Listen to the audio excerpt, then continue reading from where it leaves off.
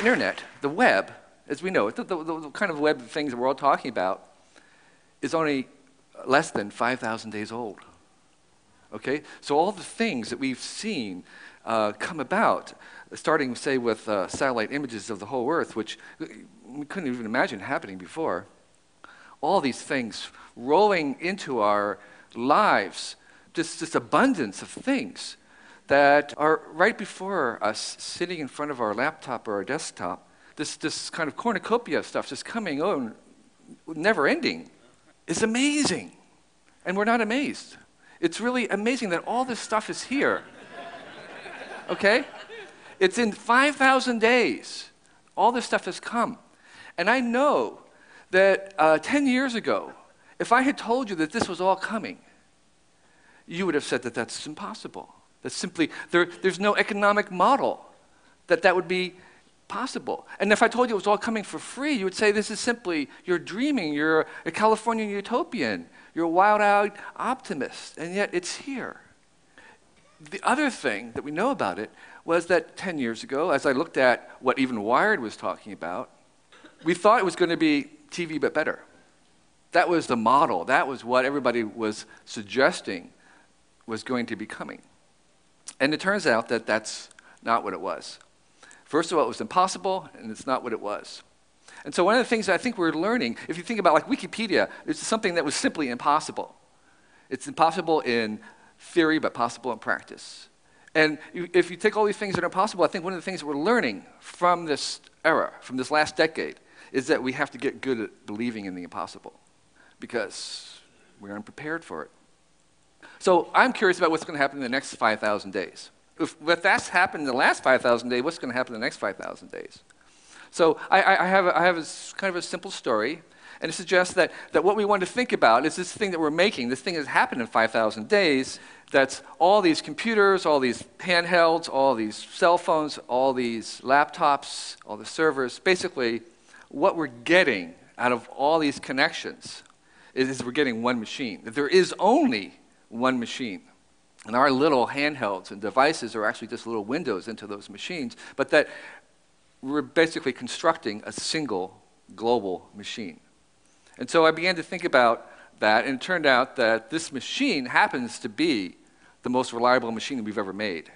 It has not crashed, it's running uninterrupted. And there's almost no other machine that we've ever made that runs the number of hours, the number of days, 5,000 days without interruption. That's just unbelievable. Of course, the internet is longer than just 5,000 days. The web's only 5,000 days. So I was trying to basically make measurements. What are the dimensions of this machine? And I started off by calculating how many billions of clicks there are all around the globe on all the computers. And there's 100 billion clicks per day. And there's 55 trillion links between all the web pages of the world. And so I began thinking more about other kinds of dimensions, and I made a quick list, and it was Chris Jordan, the photographer, talking about numbers being so large that they're meaningless. Well, here's a list of them. They're hard to tell, but there's 1 billion PC chips on the internet. If you count all the chips and all the computers on the internet, there's 2 million emails per second. So it's a very big number. These are just a huge machine. It uses 5% of the global electricity on the planet. So here's the specifications, just as if you were to make up a spec sheet for it. 170 quadrillion transistors, 55 trillion links, emails running at 2 megahertz itself, 31 kilohertz text messaging, 246 exabyte storage. That's a big disk. That's a lot of storage, memory, 9 exabyte RAM, and the total traffic on this is running at 7 terabytes per second.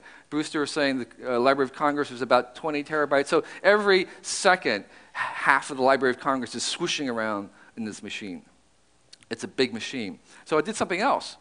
I figured out 100 billion clicks per day. 55 trillion links is almost the same as the number of synapses in your brain.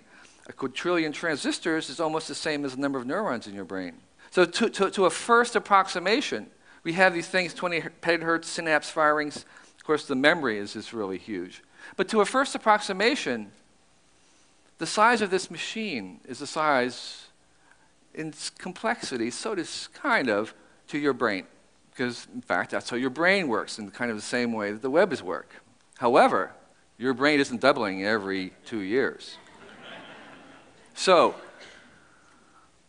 if we say this machine right now that we've made is about 1 HB, 1 human brain, if we look at the rate that this is increasing, in 30 years from now, there'll be 6 billion HBs. So by the year 2040, the total processing of this machine will exceed the total processing power of humanity in raw bits and stuff. And this is, I think, where Ray Kurzweil and others get this little chart saying that we're going to cross. So, what about that? Well, here's a couple things. I think I have three kind of general things I would like to say, three consequences of this. First, that we're basically what this machine is doing is embodying. 所有做设计，其实到最后你都要想到，这个设计是为了一件事情，就是有人用，不管它是动物用啊，像我最近买了很多，我们家这个有一个这个被弃养的狗，我们家现在在养，我就要帮他买很多东西，所以那个是狗用的。那么也有可能是我们用的，自己要用的，人用的。不管是人用的、狗用的，那你是讲说啊，那个买一个叫做把蟑螂毒死的药，那个也是叫做蟑螂用的。虽然你是要杀它，但是你还是它用的。所有的东西都是一个实体，就是你到最后都要实体化。你不能够只有意念而没有实体。设计最重要的就是一个实体化的过程。We're giving it a body. And that's what we're going to do in the next 5,000 days. We're going to give this machine a body. And then the second thing is we're going to restructure its architecture. And thirdly, we're going to become completely codependent upon it. So let me go through those three things. First of all, we have all these things in our hands. We think they're all separate devices. But in fact, every screen in the world is looking into the one machine. These are all basically portals into that one machine. The second thing is that some people call this the cloud. And you're kind of touching the cloud with this. And so in some ways, all you really need is a cloud book. And the cloud book doesn't have any storage. It's wireless. It's always connected. There's many things about it. It becomes very simple. And basically what you're doing is you're just touching the machine. You're touching the cloud, and you're going to compute that way. So the machine is computing. And in some ways, it's sort of back to the kind of old idea of centralized computing. But everything, all the cameras and the microphones and the sensors and cars and everything is connected to this machine. And everything will go through the web. And we're seeing that already with, say, phones. Right now, phones don't go through the web, but they are beginning to, and they will. And if you imagine what, say, just as an example, what Google Lab has in terms of the experiments of Google Docs, Google Spreadsheets, blah, blah, blah, all these things are going to become web-based. They're going through the machine. And I'm suggesting that every bit will be owned by the web. Right now it's not. If you do spreadsheets and things at work, a Word document, they aren't on the web, but they are going to be. They're going to be part of this machine. They're going to speak the web language. They're going to talk to the machine. The web is, in some sense, is kind of like a black hole that's sucking up everything into it. And so everything will be part of the web. So every item, every artifact that we make will have embedded in it some little sliver of webness and connection, and it will be part of this machine. So their environment, kind of in the ubiquitous computing sense, their environment becomes the web. Everything is connected. Now, with RFDs and other things, whatever the technology is, it doesn't really matter. The point is that everything will have embedded in it some sense of connecting it to the machine. And so we have basically an Internet of Things. So you begin to think of a shoe as a chip with heels and a car as a chip with wheels. Because basically most of the cost of manufacturing cars is the embedded intelligence and electronics in it, not the materials. A lot of people think about the new economy as something that was going to be a disembodied, alternative virtual existence, and that they would have the old economy of atoms. But in fact, what the new economy really is the marriage of those two, where we embed the information and the digital nature of things into the material world. That's what we're looking forward to. That is where we're going. This union, this convergence of the atomic and the digital. And so one of the consequences of that, I believe, is that we have this sort of spectrum of media right now, TV, film, video, that basically it becomes one media platform. And while there's many differences, that in some senses they will share more and more in common with each other. So the laws of media, such as the fact that copies have no value, the values in the uncopyable things, the immediacy, the authentication, the personalization, that media wants to be liquid, that's really what you really want. The reason why things are free is so that you can manipulate them, not so that they are free as in beer, but free as in freedom. And the network effects rule, meaning that the more you have, the more you get. The first fax machine, the person who bought the first fax machine was an idiot because there was nobody to fax to. But he or she became an evangelist, recruiting others to get the fax machines because it made their purchase more valuable. Those are the effects that we're going to see. Attention is a currency. So those laws are going to kind of spread throughout all media. And the other thing about this embodiment is that there's kind of what I call the McLuhan reversal.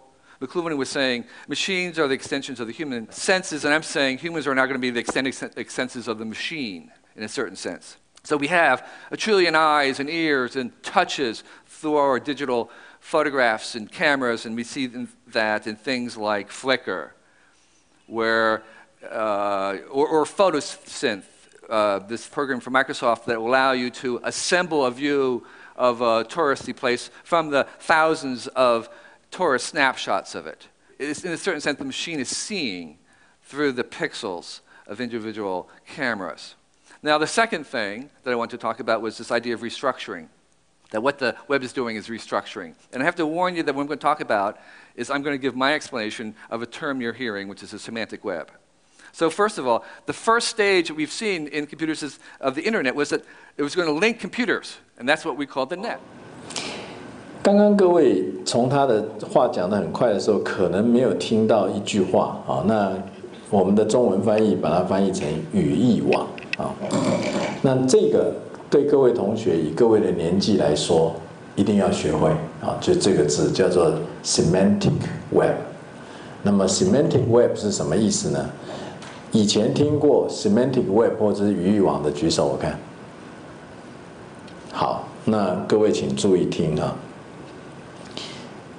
没有用过网络的举手，我看。一定都用过。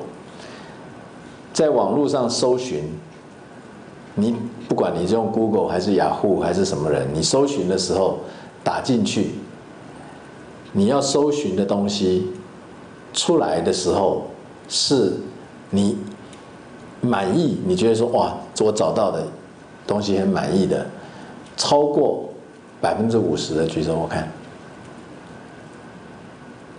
20%，超过20%，说这个我找到的，我找100次，有20次都让我很满意的，举手我看。20，OK， 那超过50%的没有嘛？哈，超过10%的，包括刚刚举手的也包括，超过10%说，哎，我这样子我很满意了，举手我看。OK， 所以大概是在10、20左右。原因是为什么？就是因为我们现在的搜寻是搜寻一个字。我们在搜寻的时候，你打进去的字，它只要跟那个字一样，它就没事，它就找了一大堆跟那个字一样的。其实这些东西，这个我不要，那个我不要，你常常一直在找里头找。语义网的意思就是说，你在搜寻的时候，它开始懂你的意思。比如说。你现在在网络上面，你能不能问他一句话说，我要找到离我的办公室最近卖的狗食、素食的狗食最多的一家店，你有没有办法这样问？可是你有没有办法告诉你的一个同仁说，你去帮我找这个，有没有办法？有。那你的同仁跟电脑之间表示说。电脑比较笨，你的同仁比较聪明，对不对？不然你没有办法问电脑说：“我想知道离我的办公室最近卖素食的狗食最多、种类最多的一家店。”你电脑你相信问不出来吗？但是你相信你的同仁，你问，说不定或者你的同学、你的朋友，说不定就问出来，对不对？是什么道理？知道这个是什么道理的举手。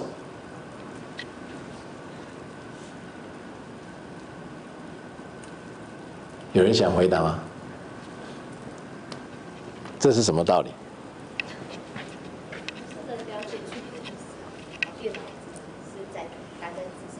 ？OK， 因为你的同事知道你在问什么，他可能会回答你说：“发神经啊，我怎么会知道？”但是至少他不会待在那里，然后给你一大堆，说“我知道，我知道”，然后唰给你一大堆2385页不知道是什么东西的东西，对不对？因为他听不懂你的话，所以不是电脑的错，是你讲的话他听不懂，所以这个是我想要跟大家沟通的一件事情，意思就是说，如果我们的世界未来是活在网络上面，我们现在就要学会跟网络讲话。这个是我从我养狗学来的。我最多的时候养过9条狗。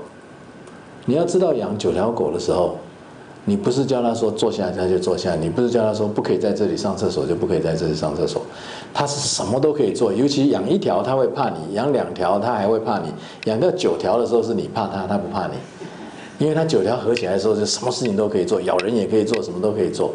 所以你要怎么办？你要听懂狗在讲什么，然后你要让狗听懂你在说什么。那个语言是双方要设计的。双方要设计一种语言，让狗的语言你听懂，让你的语言狗听懂。可是狗不会设计，所以狗只会说饿了，想上厕所，你不知道那那4个东西到底现在是想上厕所还是饿。所以它拍拍你，你也不知道现在今晚写安装。那所以那个语言是没有办法通。但是你既然比狗聪明，你就必须要开始用一种语言去跟他沟通。网络也是一样，网络现在所有人最大的努力，想在网络上努力的，就是让网络听懂人的话。那让网络听懂人的话，就是刚刚说的语义网，那也就是叫做 Web 3.0。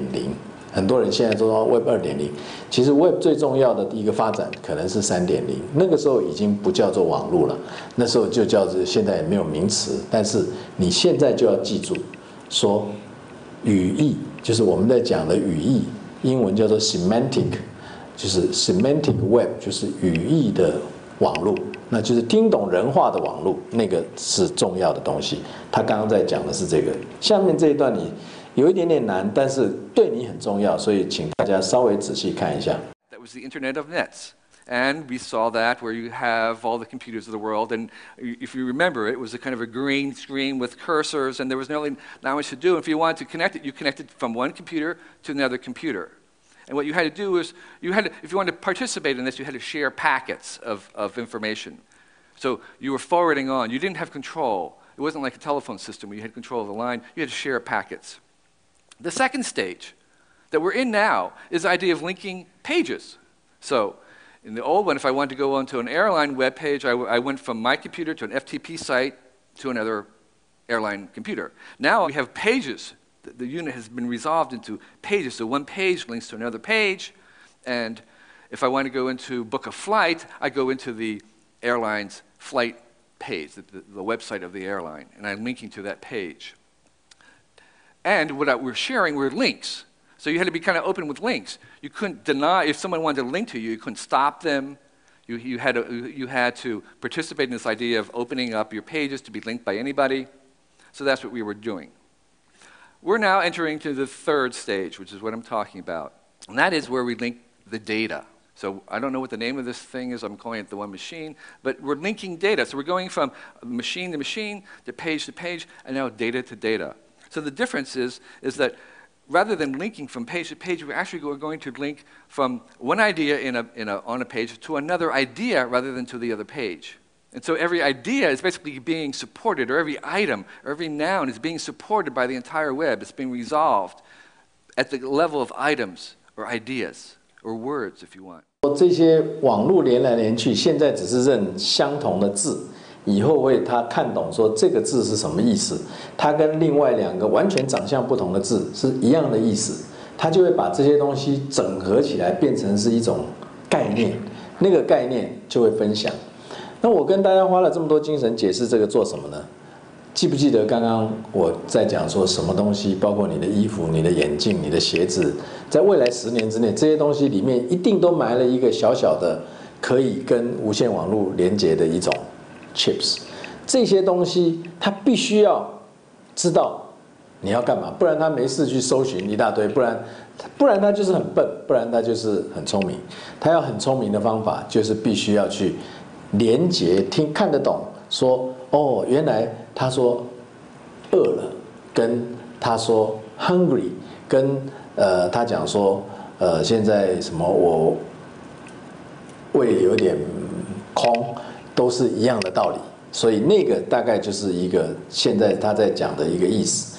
那这些意思都跟未来的所有设计跟管理都会全部连在一起。所以你必须要有这样的基础概念，不然以后你一出去的时候，你会落伍的很厉害，因为大家都在谈的事情，你会听不懂。Is actually going out to things. So something will resolve down to the information about a particular person. So every person will have a unique ID, every item will have a something that will be very specific and will link to a specific representation of that idea or item. So now, in this new one, when I would link to it, I would link to my particular flight, my particular seat. And so, give me an example of this thing. I live in Pacifica. Rather than right now, Pacifica is just sort of a name on the web somewhere. The web doesn't know that that is actually a town, and that's a specific town that I live in. But that's what we're going to be talking about. It's going to link directly to, it will know. The web will be able to read itself and know that that actually is a place, and that whenever they sees that word Pacifica, it knows that it actually has a place, longitude, certain population. So here are some of the technical terms, all 3-letter things that you'll see a lot more of. All these things are about enabling this idea of linking to the data. So here I'll give you one kind of example. There's a gabillion social sites on the web. Each time you go to there, you have to tell it again who you are and all your friends are. Why should you be doing that? You should just do that once, and it should know who all your friends are. So that's what you want, is all your friends are identified, and you should just carry these relationships around. All this data about you should just be conveyed, and you should do it once, and that's all that should happen. And you should have all the networks of all the relationships between those pieces of data. That's what we're moving into, where it sort of knows these things down to that level. Semantic web, Web 3.0, giant global graph. We're kind of trying out what we want to call this thing.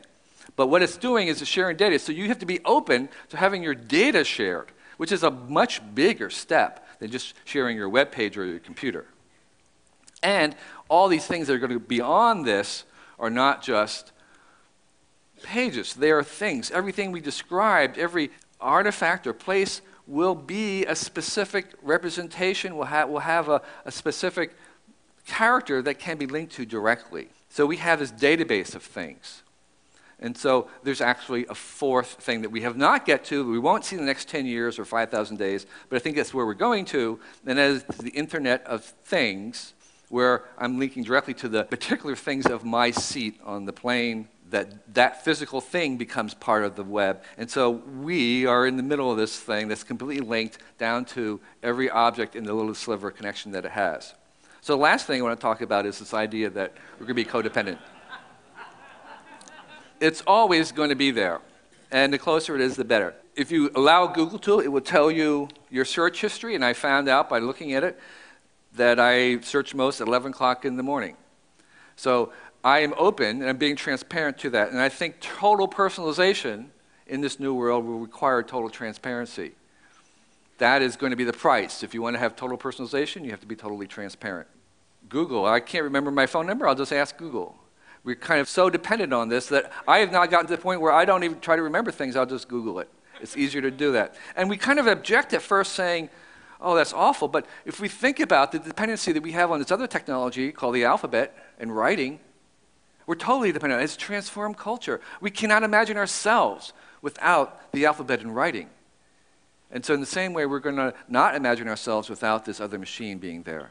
And what is happening, what this is some kind of AI, but it's not the AI in conscious AI, it's AI as being an expert. And Larry Page told me that that's what they're trying to do, and that's what they're trying to do. But when 6 billion humans are Googling, who's searching who? It goes both ways. So we are the web. That's what this thing is. We are going to be the machine. So the next 5,000 days, it's not going to be the web and only better.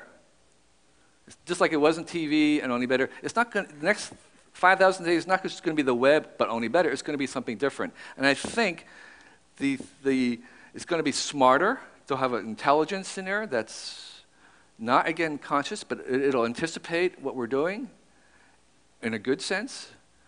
Secondly, it's become much more personalized. It will know us, and that's good. And again, the price of that will be transparency.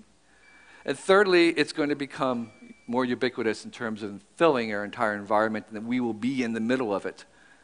And all these devices will be portals into that. So the single idea that I wanted to leave with you is that we have to begin to think about this as not just the web only better, but a new kind of stage in this development. It looks more global. If you take this whole thing, it is a very big machine, very reliable machine, more reliable than its parts. But we could also think about it as kind of a large organism. And so we might respond to it more as if this was a whole system, more as if this wasn't a large organism that we are going to be interacting with. It's a one, and I don't know what else to call it than the one.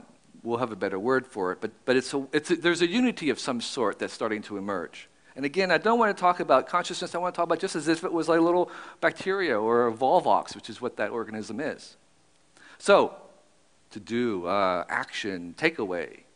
So, here's what I would say. There's only one machine, and the web is its OS.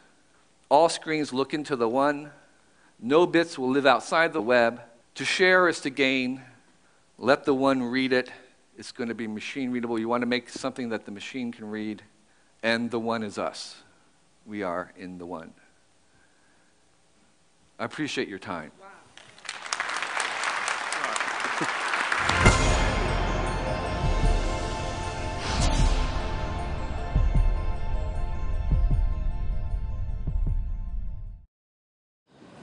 下一阶段我们要介绍的东西是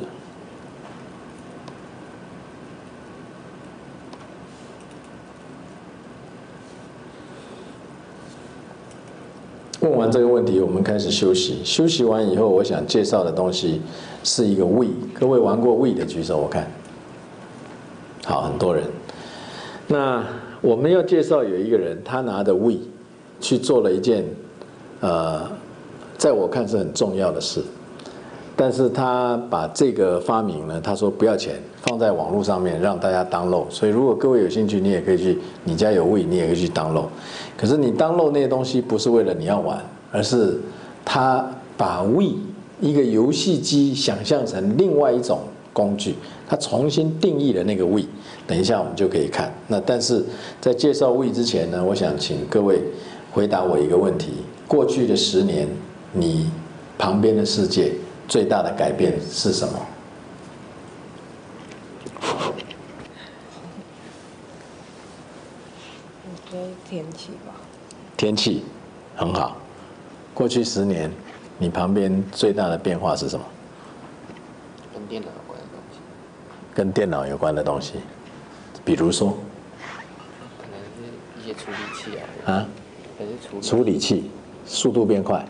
对啊，可能是一些速度。速度变快。对啊，就是处理器的速度。好，我没有问过一位。来，请教你最大的变化。我觉得是价值观，就是东西的价值，就是一个东西它上面的标签越来越不能够反映它真实的价值。你说不能反映它的成本啊？应该说一个东西它真实的东西，因为现在就是商品或是有形商品或是无形商品越来越多，可是它的价值就跟它越来越复杂，可是它的真实意义都被淹没掉。举个实例。举个实例。就像 Seven 来讲，它有很多东西，然后像近年来好像是一些日本的一些零食或是饮料吧，就越来越多。然后这些东西看起来就是非常的多样化，然后在柜台上，然后琳琅满目。可是它所标示的价钱，它反映的物流成本，然后还有它这个东西存在，然后会不会挤压到我们过去伽马点那些东西，就是一些本土东西的，就是它有一些是，譬如说运送成本，然后还有它排挤掉一些，譬如说国内一些货品的一些文化，或是一些应该是很在地文化的东西。我觉得它是就是增增减减这些，有些东西的价值被扭曲化了，而且看似琳琅满目的现实，它其实都是一些资本主义的复制而已。所以我觉得就是一个东西的价值，它越来越被隐没掉了，就是变得非常表面上，就是一个标签上的东西。